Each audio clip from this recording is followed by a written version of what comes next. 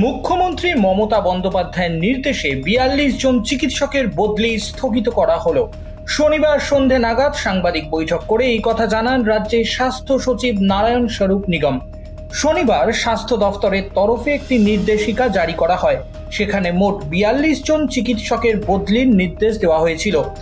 এরপরই বিজেপির তরফে অভিযোগ করা হয় ওই ৪২ জন চিকিৎসক জুনিয়র ডাক্তারদের আন্দোলনকে সমর্থন করেছিলেন, আর সেই কারণে শাস্তি স্বরূপ তাদের বদলির নির্দেশ দেওয়া হয়েছে।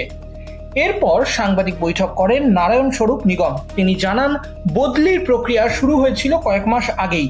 শনিবার শুধুমাত্র সেই সংক্রান্ত নোটিফিকেশন জারি করা হয়েছিল। পাশাপাশি এই বদলির নির্দেশ নিয়ে যে বিতর্ক তৈরি হয়েছিল তাও উড়িয়ে দিয়েছেন তিনি। তার বক্তব্য, আপাতত রাজ্য সরকার যে নির্দেশ দিয়েছিল তা স্থগিত রাখা হয়েছে।